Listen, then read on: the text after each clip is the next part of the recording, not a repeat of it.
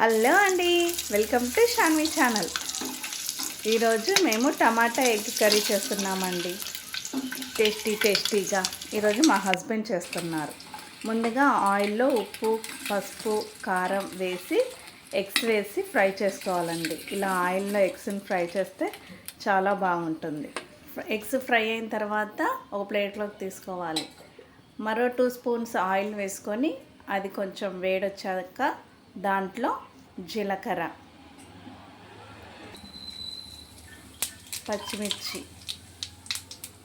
పచ్చిమిర్చి వేసినాక కొంచెం చిటపటలాడుతుందండి, కొంచెం జాగ్రత్తగా ఉండాలి.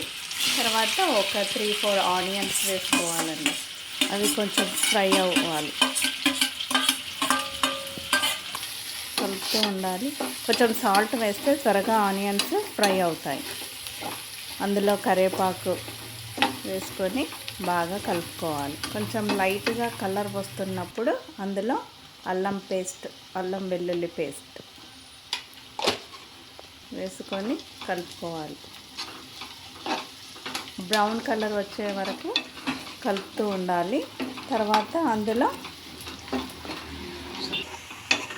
టమాటా ముక్కలు, ఒక 3 టమాటాలు తీసుకున్నానండి నేను. అవి సన్నగా కట్ చేసి అందులో వేసుకోవాలి.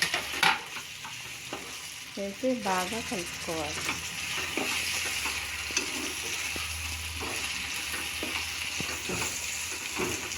బాగా కలిపిన తర్వాత కర్రీకి సరిపడా సాల్ట్ వేసుకోవాలండి. సాల్ట్ వేసుకున్నాకే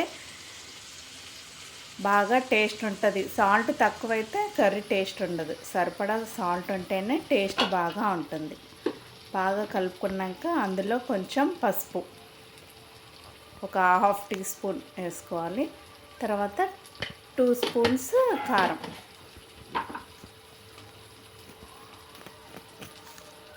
కారం చూసుకొని వేసుకోండి. తక్కువ తినేవాళ్ళు తక్కువ తింటారు, ఎక్కువ తినేవాళ్ళు ఎక్కువ తింటారు. బాగా కలుపుకోవాలి. ఆ కారము పచ్చివాసన పోయే వరకు కొంచెం ఆయిల్లో ఫ్రై అయ్యే వరకు కలుపుకొని ఒక 2 మినిట్స్ మూత పెట్టుకోవాలి. మూత పెట్టుకున్నాక కొంచెం 2 మినిట్స్ మగ్గినాక ఆ తర్వాత దాంట్లో కొంచెం 1/2 గ్లాస్ వాటర్ పోసుకోవాలండి. పోసి కలుపుకోవాలి. అది కొంచెం ఉడుకుతున్నప్పుడు గరం మసాలా, ధనియాల పొడి, జీలకర్ర పొడి వేసి బాగా కలపాలి. అది కొద్దిగా దగ్గర పడ్డాక వేయించిన ఎగ్స్ వేసుకోవాలి. అందులో ఆ మసాలా అంతా ఎగ్స్కి పట్టేటట్టు కలుపుకోవాలి.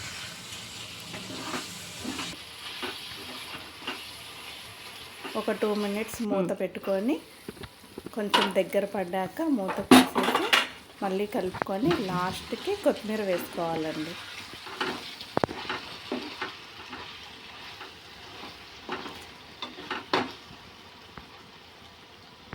చూడండి, ఇప్పుడు కొత్తిమీర వేసాక ఎంత కలర్ఫుల్గా ఉంటుందో. చూడటానికి చాలా బాగుంటుంది, టేస్ట్ కూడా బాగుంది. మీకు కూడా చూస్తుంటే నోరూరుతుంది కదండి. మీకు నచ్చినట్లయితే కామెంట్ చేయండి, లైక్ చేయండి, సబ్స్క్రైబ్ చేయండి. ఇలా బాగా కలిపేశాక కొంచెం దగ్గర వచ్చాక స్టవ్ ఆఫ్ చేసేసి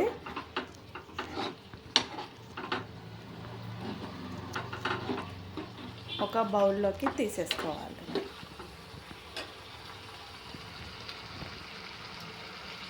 అంతే.